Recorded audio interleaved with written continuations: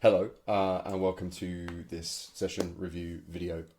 First of all, I'm going to try and make this as succinct and as to the point as I possibly can, whilst giving the adequate information to kind of see behind the curtain, as it will, or as it were, from both a game day coaching perspective, and then also kind of how I would go about scouting ahead of a meet, and also planning lifting around a lifter's training. Now, one thing before I get into any of this stuff is this stuff only really matters when two lifters are genuinely very, very close. And you know, the smallest of things can make a difference in terms of winning or losing. If you're 50 kilos behind somebody, there's no amount of game day planning, scouting that you can do that's going to make a difference to the outcome unless somebody has an absolute howler. So anyway, this is based off of an Instagram poll that I popped up just here about the squats and some of the attempt selection. So the first session that we are going to review is going to be Makeda and Sabrina in the 63 kilo session from Brits this year. So couple of things to caveat and for me to just kind of get into right away. First things first is I made a couple of assumptions. Firstly, going in before the competition, these were the British records. Makeda had the squat from her European Championship, squatting 192. The bench press was Melissa Hexter's from, gosh, I can't remember, 2022 maybe, which based off of having a little look at Sabrina's lifting and social media, I thought, you know, Sabrina was going to be capable of pushing through that, which also dictated something of the decisions that we made in terms of attempt selection and kind of where we were at. Makeda doesn't really cut weight. One of the big things since I've been coaching Makeda has actually been to try and get her to sit slightly heavier, further away from competition, but would typically kind of sit right around 63, 63 and a half. I think she maybe cut down from 64 this time around, but you know, nothing, not a big cut by any means. And my knowledge of Sabrina is that she sits more around kind of 66-ish kilos. And we also had the information from Girl Power, where she weighed 65.6, and you'll see that, you know, some of the other kind of off-season one, Sabrina sits slightly heavier. I mean, Sabrina is an extremely experienced lifter, as you can see from her lifting here, and an extremely formidable opponent. So we couldn't take anything for granted, and that was very, very important to kind of note. Is I think they're going to get a kilo chip here, right? They're going to get a 1 kilo record advantage on us from the bench press, and with the deadlift record being Joy's, that is not really going to get touched by anybody for a while, I don't think, in the UK. So, you know, that one was kind of off the table as far as the chip goes. So, being in the coach's corner here with Makeda, we had to kind of see where we could gather a kilo chip and basically make sure that we hit without, you know, pushing her over the edge. So that if presumably Sabrina was in a position to take the chip, she would either have to take 121 to match. I assumed at the time that we would have body weight, so she would have to go 121 and a half, which actually didn't turn out to be the case, which I'll cover in a second. And then kind of basically nullifying that chip. So when we actually get into it here, we can close this tab. You'll obviously see that how the results transpired is Makeda ended up squatting 193 and a half, and Sabrina ended up benching 121. So that kilo chip made a difference in the end. If we were to comb through these results on the day, which we'll kind of do as an overview, I'll do that after I've gotten into some of these videos. So initially, when we saw the kind of the board come up and we saw everybody's openers in, I believe Makeda was in front by a small amount.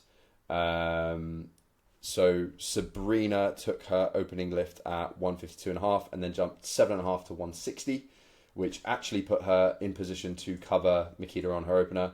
This is not really something that I worry about or concern too much as a coach, to be honest. It's not something that I think you should really worry about really until the deadlifts. But with that being said, the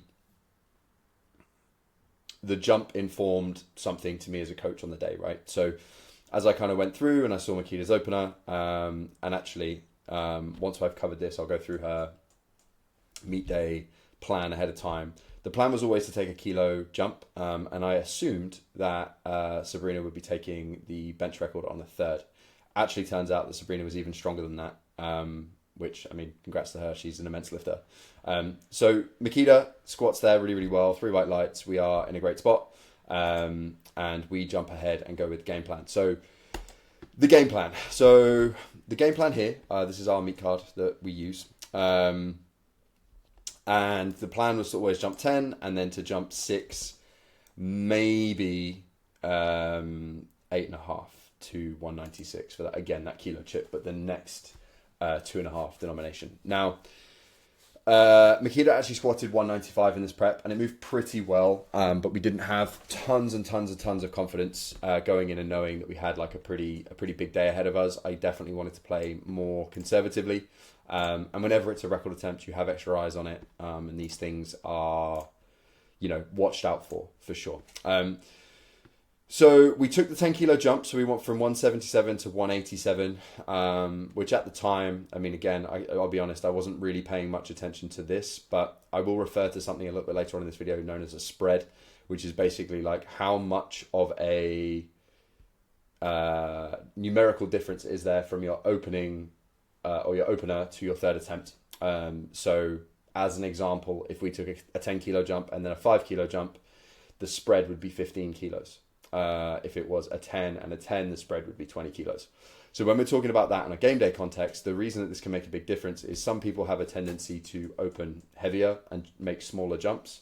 On like the international circuit, like the French and the Italians are pretty well known for doing the open heavy and then take small jumps, whereas maybe us here and the US and maybe like the Netherlands, they take kind of more standardized jumps that are probably a little bit closer to kind of 5%, following kind of typical rules of the jump from your first to your second will generally be a little bit bigger than from your second to your third. Anyway, Makeda came out here with a 10 kilo jump, and it moved pretty well. You'll see that there's not a ton of speed difference between this and her opening attempt. However, looking at the scoreboard and knowing that Sabrina took a small jump, I assumed she was going to hit because Sabrina, like I said, is a terrific lifter. And, the range on judging Makeda's squat and kind of, what you judge this from, it looks the same as her opener, but also you wouldn't want to stick loads and loads more on this bar if you didn't coach her, right? So obviously I do coach her, so I have a really, really good idea of how much of a jump we can make. And I was confident that we could take 193.5 and secure the record and the kilo, which should, fingers crossed, nullify the bench press attempt. So just to give her flowers, here's her 193.5, which was, like I said, a record attempt and to extend our own British record by a kilo, which put us in a pretty fantastic spot, following Sabrina missing her third squat of 165. So what this meant, and I'm hoping that we get like a little overall prognosis, is we're in a pretty good spot after prognosis. So you can see actually over here, we were 13. I'm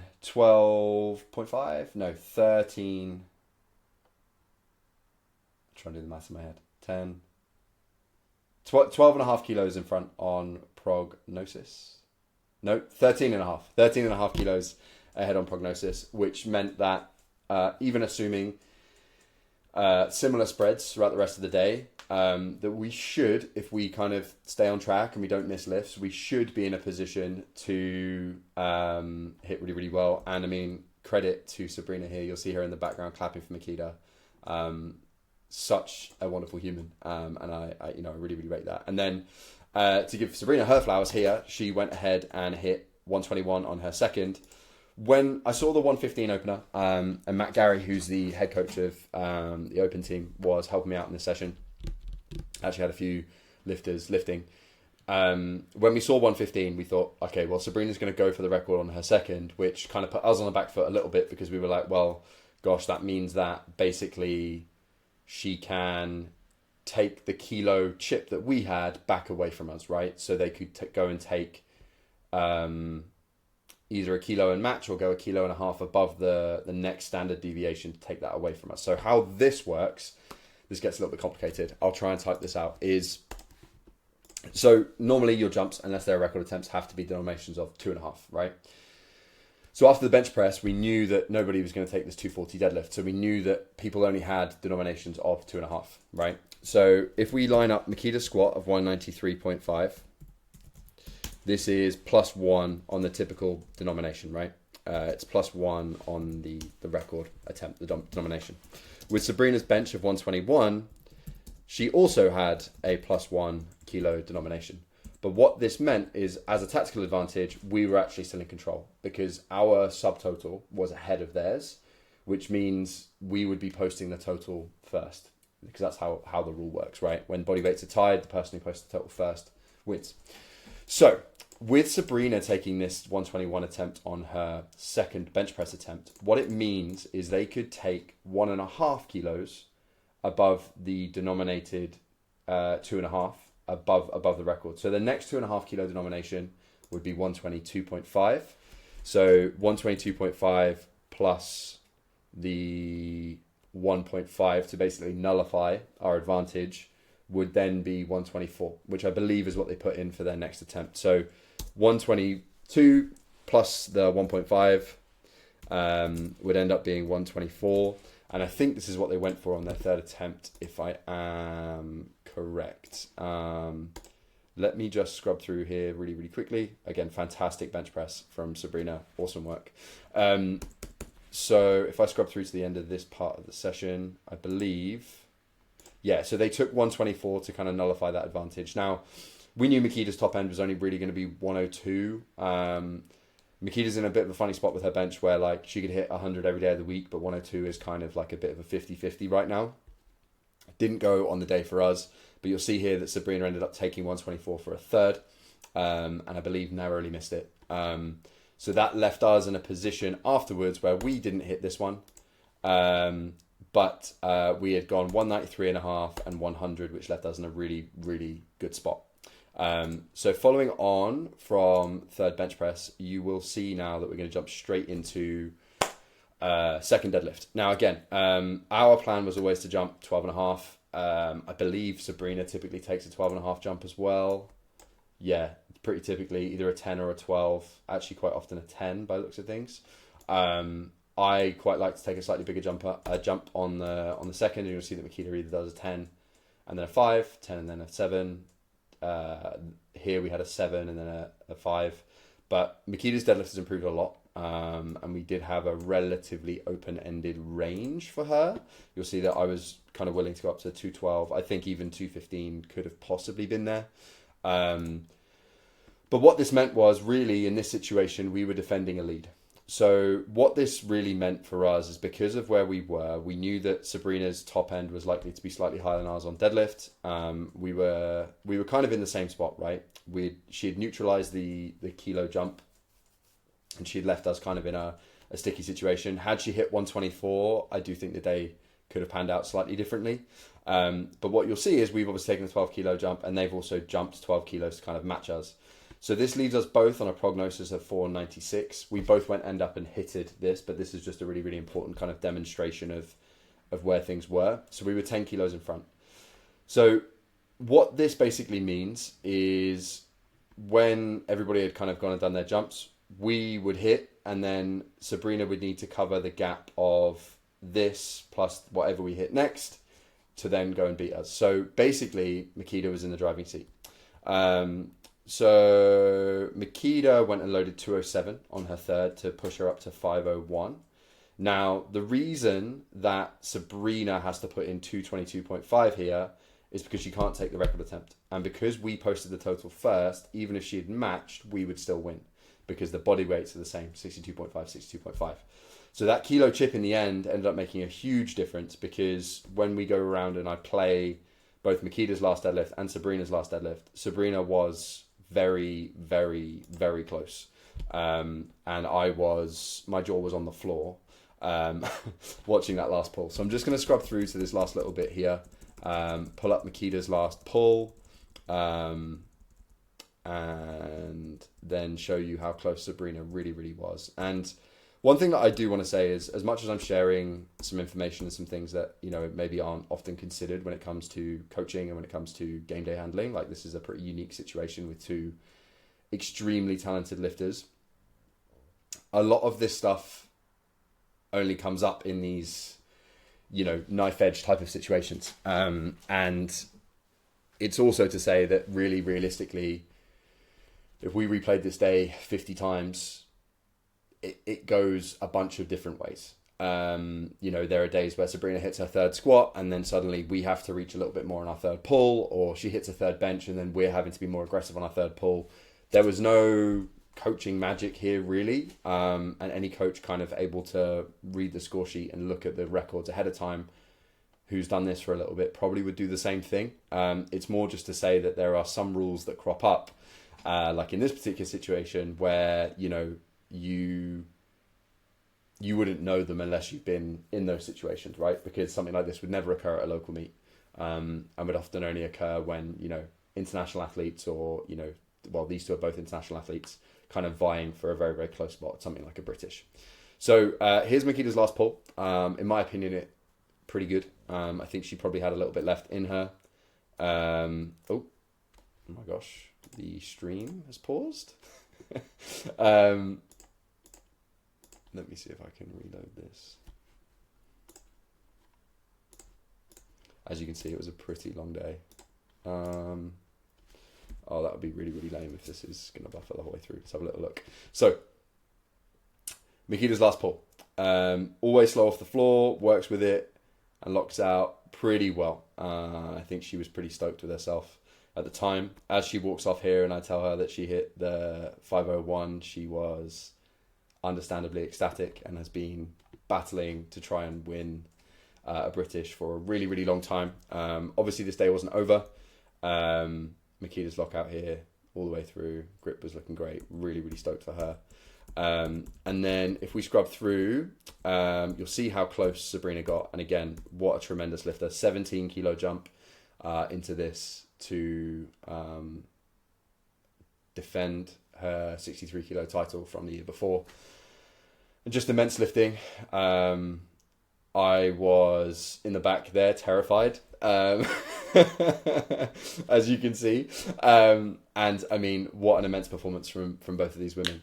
It was so very close. And like I said, this time the kilo paid off for us, but it could have gone any other way. Hopefully this shines some context on, I guess, some slightly more complicated game day scenarios.